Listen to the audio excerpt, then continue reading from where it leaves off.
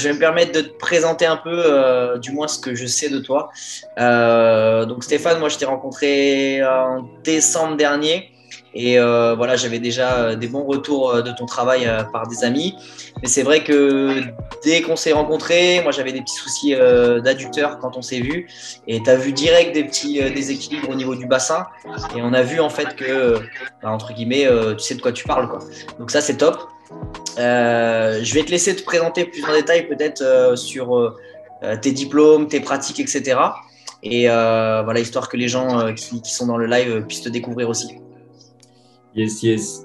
Déjà, merci pour l'invitation, hein. Donc, moi, je m'appelle Stéphane.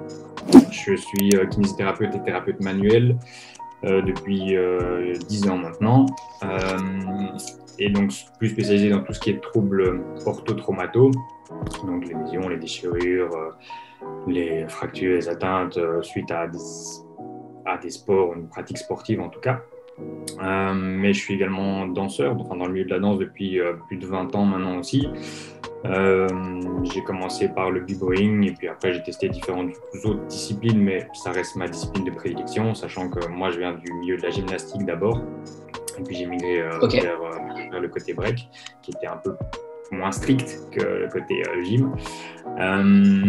Et voilà, au fur et à mesure de ma pratique en tant que kiné, je me suis rendu compte qu'il y a beaucoup de choses que je faisais en tant que danseur qui n'étaient pas spécialement efficaces ou optimales en quelque sorte, sachant que j'ai eu des blessures avant, sachant que quand j'ai découvert le break, j'avais 12-13 ans et donc on faisait un peu n'importe quoi, n'importe comment, sans être spécialement guidé, en s'entraînant un peu partout, à gauche, à droite, là où on avait de la place. Et au fur et à mesure, je me suis rendu compte qu'il y a beaucoup de danseurs qui sont dans cette optique-là, enfin dans cette manière de faire les choses. Et donc, j'ai toujours voulu aussi combiner finalement ma passion et ma profession pour pouvoir relier la kiné et la prise en charge des danseurs. Yes. C'est assez marrant et en même temps, c'est de plus en plus courant, je trouve.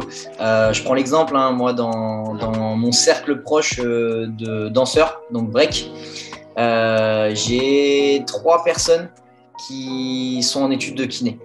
Ouais. Qui sont des b-boys, qui sont, on va dire, de la génération juste après moi, et qui sont, voilà, qui ont fait leur mémoire, par exemple, sur les déchirures au niveau des cervicales avec la couronne. Il y en a d'autres sur les appuis des poignets, des choses comme ça. Donc, je pense que tu es de la génération peut-être d'avant par rapport à eux, mais ils ont cette même démarche. Donc, ça, c'est cool. Par contre, je pense que toi, tu as l'expérience qui fait qu'aujourd'hui, et on va en parler, du coup, tu as pu créer cette page, donc Respect Your Dancer.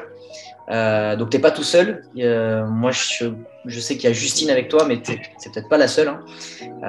Donc, d'ailleurs, je veux bien que tu nous présentes un petit peu ce que c'est que cette page Respect Your Dancer.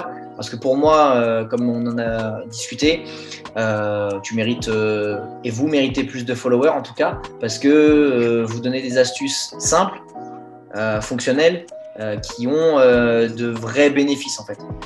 Donc voilà, parce que prenons l'exemple, je sais pas, des workouts un peu à gauche à droite. Aujourd'hui, il y a plein de coach, pas coach, influenceurs, pas influenceurs, ce que tu veux, qui vont partager des workouts, mais c'est pas forcément adapté au milieu du break. Et là, on parle vraiment pour le break. Donc c'est ça que je trouve vraiment pertinent en fait, c'est que là on est dans une niche de pratique en fait, de mouvement, et ce que tu partages c'est vraiment dédié pour les breakers, les b-boys, les big girls. Donc vas-y, explique-nous un petit peu peut-être qui est derrière le projet et c'est quoi le but. Donc, on est deux derrière le projet. Donc, comme tu as dit très bien, il y a Justine également qui, elle, l'avantage, c'est qu'elle est kiné et danseuse également depuis aussi plus de 20 ans. Maintenant, elle, c'est style de danse, c'est plutôt contemporain, jazz. Donc, ce qui est intéressant, c'est que finalement, on se complète assez bien parce qu'on va aller assez large au niveau des styles de danse. Et le projet est né parce que on a des potes en commun qui ont créé, qui avaient lancé un camp, le Camp Your Style, auquel tu as participé aussi. Et l'objectif, c'était finalement de pouvoir amener quelque chose de différent, plutôt que des workshops habituels sur les top rocks ou les power moves, etc., pouvoir finalement amener un autre côté et ce qui englobe la danse aussi, en dehors de juste la pratique. Et donc, pour l'occasion, on a créé vraiment un workshop en se basant sur différentes choses qui se faisaient déjà à l'étranger. Par exemple, Nefeli avec son projet Brookline, qui fait déjà ça depuis pas mal d'années également, et qui vise finalement à pouvoir intégrer un côté plutôt scientifique aussi, et avec une recherche vraiment derrière, avec des études sur les b-boys, sur les b-girls, etc., pour pouvoir analyser leur corps, leurs pratiques, sur des plateformes de force, comment ça se passe, aussi analyser un petit peu tout ça pour pouvoir limiter les contraintes ou comprendre les contraintes et pouvoir agencer un petit peu tout ça. Et donc la réflexion est partie du fait que dans le milieu de la danse, il y a très peu de connaissances finalement sur son corps. Et comme moi j'aime beaucoup le dire, un danseur, il a l'habitude d'écouter la musique, mais il n'écoute pas beaucoup son corps. Et nous, notre intérêt, c'est vraiment ça, c'est de pouvoir faire conscientiser les danseurs à l'écoute de leur corps, parce que c'est intéressant d'avoir des notions anatomiques, physiologiques, pour pouvoir se dire, ok, pour réussir tel ou tel move, faut que je puisse être capable de faire ça ou ça. Et donc l'intérêt, c'est vraiment l'éducation au sens large, que ce soit au niveau de l'échauffement, comment bien s'échauffer, comment prévenir le risque de blessure, comment bien s'alimenter, comment bien s'hydrater, comment relâcher aussi son corps, comment optimiser sa récupération pour pouvoir enchaîner les entraînements suivants aussi. Et donc voilà, ça a été créé par, on trouve, c'est ce manque de connaissances de ce côté-là, de son outil de travail au final, parce qu'un danseur, il performe, il fait des performances ahurissantes, mais finalement, sans vraiment connaître l'outil qu'il travaille. Et donc, c'est un petit peu comme si tu roules en bagnole, tu connais pas beaucoup en voiture, tu tombes en panne, et ce que tu dois faire, c'est appeler quelqu'un, attendre qu'on vienne te dépanner, alors que si tu t'y connaissais un minimum en mécanique, tu pourrais peut-être régler le problème et partir tout de suite. Pour un danseur, voire même, tu n'aurais pas cassé le moteur. Voilà. Tu aurais pu t'arrêter au manque d'huile, remettre l'huile et let's go. Et puis repartir, voilà. Donc c'est un petit peu ça. Et l'objectif, c'est ça, c'est de pouvoir se dire, avant d'arriver à ce point de rupture, ok, peut-être qu'il y a moyen de faire des choses par soi-même. Et notre intérêt, c'est vraiment d'éduquer et de rendre les danseurs, les b-boys, les b-girls, le plus autonome possible et le plus acteur possible. Pouvoir se dire, ok, je ressens quelque chose, qu'est-ce que je peux faire? Est-ce que je dois vraiment aller voir un professionnel de la santé? Est-ce que je dois attendre d'avoir un rendez-vous? Ou finalement, je peux peut-être avoir quelques petites connaissances et pouvoir me débrouiller par moi-même.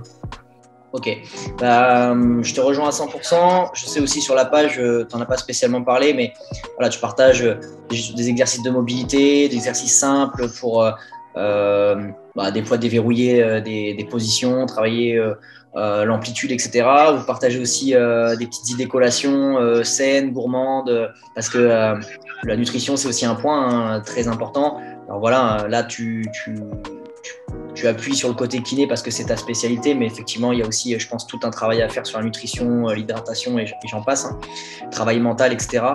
Moi, je vous invite vraiment, tous ceux qui passent sur ce live, sur cette interview, à aller faire un tour. Les petites vidéos, c'est du format très court, donc c'est ce qui se consomme Yes. C'est du format très court qui se consomme facilement. Et moi, je vous invite à un truc, je le fais, c'est quand vous avez alors je vais dire pathologie, mais c'est peut-être un peu lourd, des petites problématiques qui reviennent, petites douleurs au poignet ou autre, et que vous trouvez une vidéo qui match bien, et hop, on l'enregistre. Et prochaine fois que vous allez au training, tac, vous pouvez la faire, tester, et franchement, ça va vous aider. Pareil pour les collations, etc. C'est l'intérêt de la page, justement. Je trouve que le format Instagram s'y prête bien, c'est pouvoir vraiment trouver des petits conseils rapides. Finalement, c'est des vidéos qui durent 1 minute ou même pas pour certaines. Et se dire, OK, j'ai des douleurs au poignet quand je fais mes footwork, par exemple. OK, je peux faire des exercices faciles de préparation pour limiter ces douleurs-là. Et pour tout un tas de choses, des douleurs au niveau des adducteurs dans les power moves, il y a moyen de renforcer spécifiquement ça ou de les échauffer correctement pour limiter. Donc, c'est vraiment, là, l'intérêt, c'est de fournir du contenu qui est pratico-pratique et que chacun peut utiliser directement et mettre en place dans sa pratique facilement. Super. Et du coup, par ce biais de la page Instagram, peut-être aussi de vos connaissances, etc., aujourd'hui, vous êtes amené à travailler avec du coup les danseurs qui ont rejoint, je ne sais pas trop comment ça fonctionne en Belgique, mais la fédération, j'imagine, de danse qui va mener vers Paris 2024 et compagnie. Donc, j'ai pu voir, moi, sur certaines vidéos, un espèce de camp, je sais pas, mobilité. Est-ce que tu peux m'en dire un petit peu plus comment ça fonctionne en fait? Ouais, donc voilà, pour la préparation des JO 2024, la fédération s'est bougée un petit peu pour pouvoir se dire il y a un créneau là, on a des b-boys, des b-girls dans le pays, et l'intérêt c'est de pouvoir amener des sportifs, des athlètes justement jusque-là et leur offrir les infrastructures pour ça. Donc, il y a différentes choses qui se sont mises en place, notamment grâce à Eric, qui était là en tout cas au début, qui fait énormément de choses, donc qui lui est le préparateur physique des danseurs. Et alors, ils ont fait appel à moi en tant que kiné vraiment pour l'aspect accompagnement aussi en tour. Donc, ils ont tout ce qui est préparation physique spécifique en fonction des différents battles, des différents moments de la saison aussi. Et puis, moi, j'interviens en tant que kiné pour tout ce qui est prévention des blessures, notamment comme c'était déjà des b-boys d'un certain niveau, mais là, leur charge de travail a encore augmenté. Et donc, pour limiter, en tout cas pour éviter que le corps ne se blesse ou ne soit trop surchargé, c'est important d'amener soit des séances de mobilité justement pour prévenir le risque de blessure, mais leur donner des conseils au quotidien également pour pouvoir améliorer leur récupération, pouvoir enchaîner plusieurs battles aussi. Justement, il y en a un qui disait, voilà, là maintenant au mois de juin, il enchaîne plusieurs battles, il enchaîne 3 gros battles d'affilée, et c'est vrai que il a remporté le battle Red Bull, la Belgique, il y a quelques semaines. On parle de Lucky du coup. On parle de Lucky, voilà, exactement. Et c'est vrai que voilà, quand tu enchaînes plusieurs rounds comme ça, tu sollicites fortement ton corps avec l'adrénaline, etc. Tu le sens pas tout de suite. Et c'est vrai que tu peux sentir des petites gênes, des petites sensations de douleur ou autre. Et voilà, par des petits exercices faciles, une petite routine facile, il y a moyen vraiment de diminuer ça pour pouvoir réenchaîner après, parce que là, voilà, sur 10 jours, en fait, il enchaîne 3 gros battles. Il était justement à Sochi pour les championnats d'Europe. Donc voilà, là, c'est important de pouvoir agir spécifiquement aussi, soit en amont, mais même pendant les périodes de battle, pour pouvoir optimaliser au maximum les performances. Yes. Et du coup, c'est bien, les questions arrivent normalement.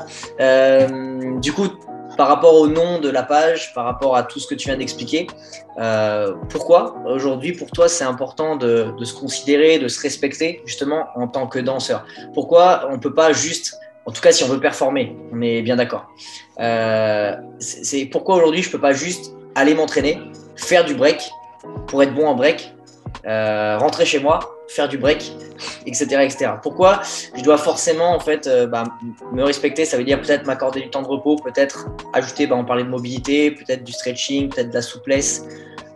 Pourquoi je dois faire gaffe à ce que je mange? Pourquoi je dois faire gaffe à ce que je bois? Pourquoi tout ça c'est important en fait? Pourquoi vous avez appelé la page en fait Respect Your Dancer? C'est vraiment pour tous ces aspects-là. Ce que nous on essaie de vraiment faire comprendre, c'est que en tant que danseur, tu n'es pas un danseur uniquement quand tu danses ou quand tu es à l'entraînement. Tu es un danseur finalement H24, 7 jours sur 7, 365 jours sur 365. Parce qu'il y a la partie entraînement, oui, mais si on compare à d'autres disciplines sportives, au final, en foot, en basket, en hand, en hockey, peu importe, c'est dans les mœurs, en tout cas c'est relativement connu qu'il y a un staff médical derrière pour prendre en charge les joueurs, etc. On le voit bien avec l'Euro pour le moment, dès qu'il y a un blessé, il y a un staff médical qui monte sur le terrain. Il n'y a pas de raison pour les autres disciplines que ce ne soit pas le cas. Et le break, en l'occurrence, la demande physique que ça sollicite, justement, c'est au niveau d'un athlète. C'est vraiment ça. C'est une demande sportive, même si ça reste une danse, un art.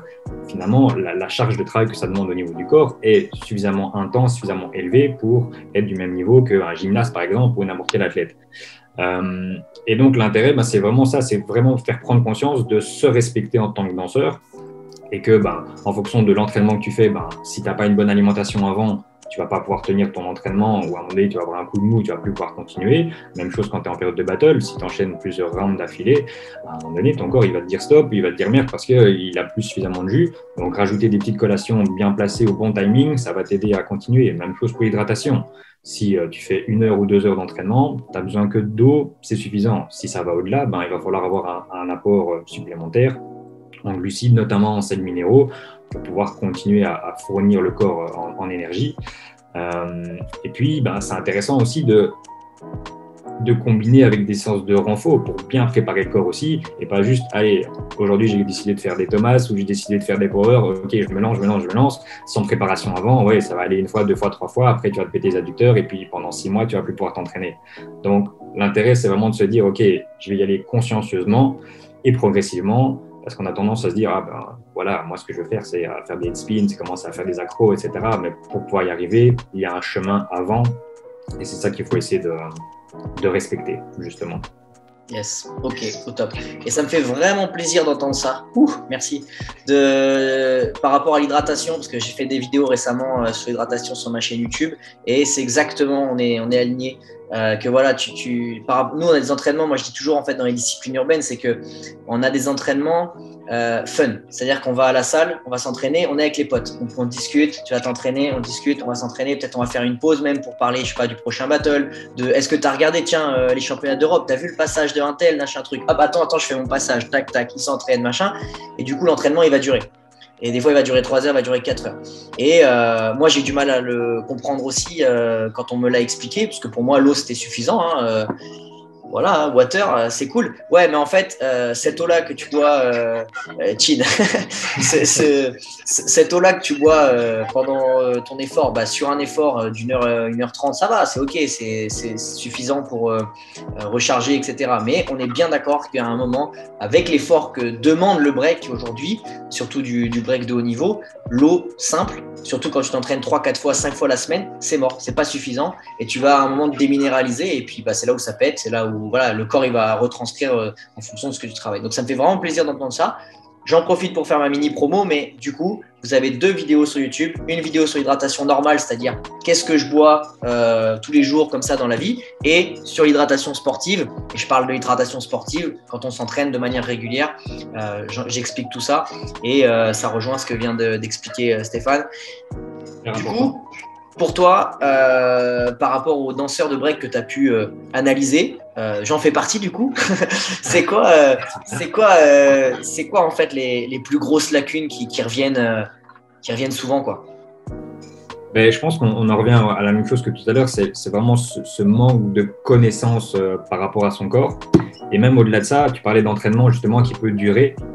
Ce qui manque, c'est finalement avoir une structure dans son entraînement. C'est se dire, ah ben ok, j'ai envie de faire ça aujourd'hui, je vais faire ça, et puis après, j'en ai marre, je suis fatigué, je change, etc. Et finalement, l'entraînement, il va être quantitatif, mais il ne va pas être qualitatif. Et l'objectif, c'est vraiment de se faire se rendre compte que, ouais, tu peux t'entraîner 3-4 heures, mais si au total, sur tes 3-4 heures, tu as vraiment été effectif que pendant 45 minutes, 1 heure, bah, au final, ça n'a pas été intéressant. Alors que si tu te dis, OK, je fais que 1 heure, 1 heure et demie, mais je le fais de manière qualitative parce que je suis structuré, alors tu vas avoir des meilleurs bénéfices.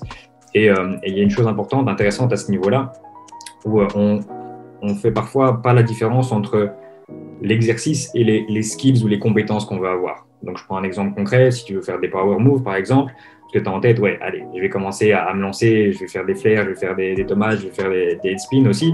Mais il y a moyen de faire d'autres exercices d'abord pour préparer le corps à cette sollicitation-là.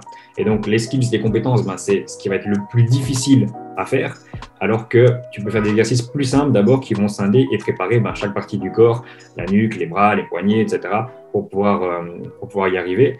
Donc, c'est vraiment pouvoir avoir cette conscientisation de sa discipline aussi. Maintenant, ce que je remarque, c'est qu'à l'heure actuelle, avec les réseaux sociaux, il y a une diffusion qui peut se faire de manière plus importante, et donc tu vois régulièrement des personnes qui vont checker des comptes comme les tiens aussi. Et moi, je trouve intéressant, par exemple, de voir des danseurs comme Meno, tu vois, qui souvent partagent ses sessions yoga, par exemple, et pouvoir conscientiser qu'en fait, il y a d'autres disciplines aussi que tu peux rajouter en plus.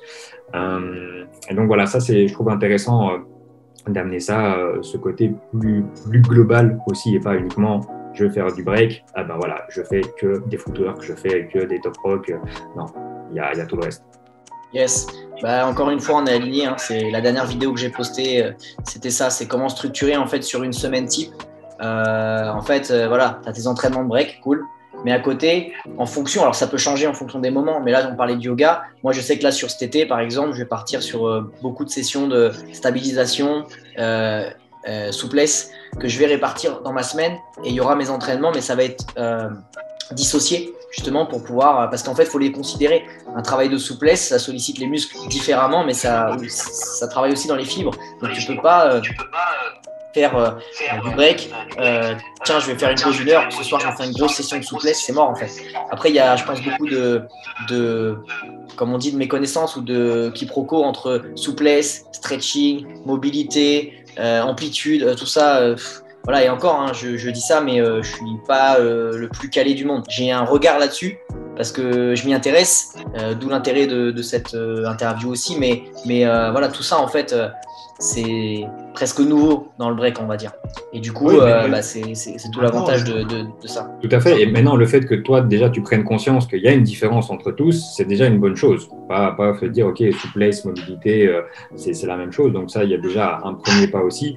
Et fatalement, on nous a jamais appris ça, mais c'est pour ça que c'est intéressant d'aller creuser un peu plus loin et de se dire, OK, je suis bloqué quelque part, il y a peut-être quelque chose que je peux débloquer facilement ou des moves très, très faciles ou changer un petit peu ma pratique pour pouvoir évoluer et améliorer.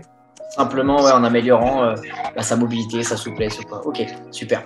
Et du coup, moi, je prends l'exemple. Alors, on va dire que moi, comme je me considère, en tout cas, en tant qu'athlète, danseur, j'ai un emploi du temps en tant que tel, mais je prends l'exemple d'un b-boy ou d'une b-girl qui a peut-être un boulot à côté, etc. Si on n'a que peu de temps à accorder à des séances annexes, c'est-à-dire qu'imaginons déjà aligner 3 entraînements break pour la personne, c'est déjà peut-être beaucoup, c'est déjà chaud dans l'emploi du temps. Comment je peux, c'est quoi le plus important en fait en séance annexe? Peut-être c'est la mobilité, mais genre 20 minutes et que le dimanche quand j'ai un peu de temps. Enfin, c'est quoi vraiment que je peux mettre dans mon planning si j'ai le moins de temps possible? La mobilité, c'est quelque chose qui se fait de plus en plus maintenant. Ces 5 dernières années, ça a explosé vraiment de plus en plus parce qu'on se rend compte, autant avant on disait, être souple, c'est l'idéal et c'est comme ça qu'on se blesse le moins. En fait, maintenant on se rend compte que ceux qui sont le plus souples, c'est ceux qui se blessent le plus et qui ne sont pas spécialement le plus adaptés. Par contre, pour avoir vite une explication, la différence entre souplesse et mobilité, la souplesse, c'est plutôt quelque chose de passif, on va dire, et la mobilité, ça va être quelque chose d'actif. Donc, on va vraiment travailler au niveau musculaire. Et donc, c'est intéressant de faire de la mobilité. Et si on a peu de temps, au final, il ne faut pas vraiment avoir beaucoup de temps pour s'améliorer. Donc, moi, ce que je recommande régulièrement, c'est finalement des séances de mobilité. OK, tu peux faire très bien que 10-15 minutes, une fois par jour, tous les jours ou tous les 2 jours, peu importe, mais ça va être plus efficace de faire ça tous les 2 jours, 10-15 minutes tous les 2 jours ou tous les jours, qu'une grosse session de 1 heure par semaine. Parce que si tu fais juste une grosse session de 1 heure, comme le dimanche, comme tu disais, finalement, 6 jours plus tard, tu n'as plus vraiment d'impact ou tu n'as plus vraiment d'effet. Alors que si tu le fais de manière régulière et vraiment ponctuellement, le plus facile quand on intègre une routine, c'est de le faire soit en début de journée, soit en fin de journée. Comme ça, vraiment intégrer cette routine parce que pendant la journée, tu peux toujours avoir des choses qui viennent perturber en quelque sorte. Donc, soit au réveil, soit juste avant d'aller coucher. Moi, je prends mon exemple. Moi, ça fait des années que j'ai pris l'habitude de faire quelques sessions d'étirement ou de mobilité juste avant d'aller dormir. Parce que peu importe l'heure à laquelle je vais dormir, parfois ça dure que 5 minutes, mais c'est déjà 5 minutes, ou alors c'est 15, 20, 25, 30 minutes, ça dépend un petit peu des fois. Et il faut se dire que il ne faut pas spécialement beaucoup. À partir du moment où tu fais quelques minutes, tu vas déjà avoir un effet, un impact, et c'est mieux de faire un petit peu que rien du tout, de toute manière. Donc voilà, session de mobilité, session renforcement aussi, ça peut être très bien. Quand tu montes des escaliers, tu vas peut-être monter un peu plus sur tes pointes ou faire un squat à chaque marche. Peu importe, ça peut être des petits exercices que tu peux intégrer directement dans ta vie quotidienne aussi. Moi, je retiens 2 trucs du coup. Effet cumulé, petit mais souvent, et l'incorporer dans son quotidien. Je ne prends pas l'ascenseur, je prends les escaliers, peut-être je les monte 2 par 2. Effectivement, ok. Donc, quand on n'a pas de temps à y accorder, il faut trouver en fait les moments de la vie, du quotidien pour l'incorporer. Ok, écoute, moi j'ai fait plus ou moins le tour des questions. Si tu as envie de rajouter quelque chose, n'hésite surtout pas. Si vous avez des questions, n'hésitez pas aussi. Je sais qu'il y a des personnes qui vont regarder cette interview en replay. N'hésitez pas à poser des questions en commentaire tout de même en fait, puisque si je peux vous répondre, je le ferai. Sinon Stéphane le fera, j'imagine. Donc n'hésitez surtout pas. Et moi, je te remercie énormément pour les informations. Je suis content parce qu'en fait, ça appuie ma démarche de faire cette interview. Ça appuie les vidéos que j'ai fait sur ma chaîne. Donc ça, c'est top. Et je vais te laisser une dernière question. C'est de nous expliquer un peu la suite de Respect Your Dancer, quand vous aurez plein de followers, quand vous aurez donné toutes les astuces pour stabiliser le bassin, les genoux, les poignets, pour débloquer le Thomas en claquant des doigts, etc. Et c'est quoi l'après de Respect Your Dancer? Déjà, pour rebondir là-dessus, je pense qu'on n'arrivera jamais à donner tout parce qu'il y a toujours des nouvelles choses, donc on pourra toujours donner des informations supplémentaires. Maintenant, notre objectif, c'est continuer à sensibiliser le plus possible de danseurs, toucher un maximum de danseurs. Donc, via les réseaux sociaux, on donne des workshops également, soit en présentiel. Maintenant, l'objectif, ça va être de mettre en ligne certaines formations aussi pour que les personnes un peu à l'étranger, il y a des différentes personnes de l'étranger qui commencent à nous contacter aussi pour pouvoir avoir des informations supplémentaires. Mais notre intérêt aussi, c'est finalement de devenir une référence dans la prise en charge des danseurs, que ce soit pour les danseurs, mais pour les professionnels de la santé aussi. Parce que moi, j'ai régulièrement des danseurs qui viennent me voir et qui me disent « Ouais, moi, j'ai été voir mon kiné, mais il ne connaît rien en danse, il m'a fait faire ça, ça, ça. » Et donc, fatalement, quand tu ne connais pas vraiment la discipline, tu ne connais pas les contraintes, c'est, je pense, un des gros atouts que j'ai, c'est mon expérience dans le domaine de la danse, mon expérience des blessures, mon expérience des contraintes, et mixer avec mon expertise en tant que thérapeute, en tant que kiné. Donc, c'est vraiment l'intérêt aussi de se dire, OK, après, tu peux aller voir ton professionnel de la santé, mais il est sensibilisé, il sait, il connaît les contraintes, il connaît les besoins que tu as aussi. Et par rapport à ça, d'ailleurs, on va normalement, à partir de la rentrée prochaine, septembre, lancer une formation qui durera un week-end sur des exercices spécifiques adaptés aux danseurs. Donc, soit pour travailler la force, soit pour travailler la mobilité, soit pour travailler la pliométrie, peu importe. Mais voilà, pour pouvoir se dire, OK, comment est-ce que tu dois faire? Comment est-ce que tu peux t'inspirer? Quel type d'exercice tu peux utiliser pour ça? Donc, ça, rester connecté pour ça. Ça, il faut suivre la page si vous voulez les infos. Voilà. Donc, venez suivre la page Respect Your Dancer sur Instagram, sur Facebook. Il y a un site internet aussi où vous pouvez trouver différentes informations en plus. On reste disponible aussi, donc si jamais il y a la moindre question, n'hésitez pas à venir demander. Et puis, s'il y a des exercices que vous maîtrisez pas ou autre, ou des choses où vous êtes bloqué, notre objectif, c'est de pouvoir répondre au maximum aux besoins de chaque danseur. Et donc, je suis bloqué pour faire mon Thomas, ok, on peut faire un contenu spécifique pour ça. Ou je suis bloqué pour faire le handstand, ok, on peut donner des contenus spécifiques pour ça. C'est vraiment notre objectif, c'est de répondre au maximum à vos besoins. Donc, il faut venir nous solliciter et nous, on viendra répondre avec grand plaisir. Yes. Mais je pense que ça aussi, ça va évoluer, hein, mais c'est vrai que ça a été un peu presque tabou, je pense, quand on était b-boy, de demander à l'autre le conseil ou l'astuce. C'était un peu, c'est qu'on se partage les conseils entre crew, mais on va pas plus loin. Je pense que maintenant, ça commence à changer. Moi, je sais que j'ai quand même pas mal de personnes qui me demandent des conseils sur certains power moves, certaines transitions. Et je pense que c'est ce qu'il faut à un moment. Maintenant, certes, on est en crew, certes, il y a des battles, certes, on n'est pas toujours amis à l'instant T, parce que des fois, il y a la confrontation. Mais finalement, ce qui va faire que... alors bon, toi, tu es en Belgique, mais... c'est pas grave, que la France ou que la Belgique on soit fort finalement, c'est de céder en fait. Donc voilà, je pense que ça c'est le plus important. Écoute Stéphane, merci beaucoup pour l'interview, d'avoir répondu présent, d'avoir été généreux en conseil. Et en tout cas, moi je vous invite encore une fois à faire un tour du coup sur leur page Instagram Respect Your Dancer. Un bonjour à Justine aussi. Et puis voilà, à très vite. Je voulais faire cette interview assez vite, donc c'est pour ça que je l'ai fait en visio. Et puis j'espère qu'on pourra refaire peut-être un feat ou quelque chose sur la chaîne YouTube en physique quand on se reverra. Avec grand plaisir. Et là, j'ai oublié, il y a aussi une chaîne YouTube. On n'a pas encore énormément de vidéos, mais on commence à lancer du contenu. Donc, il y a un challenge justement qui a été posté aujourd'hui pour le mois de juillet. Donc, allez tester ça pour vous amuser un petit peu et vous remettre bien en condition après cette période un peu compliquée au niveau des entraînements, des restrictions, etc. Ok, super. Écoute, merci beaucoup. Ciao tout le monde. Et à très vite. Yes, ciao.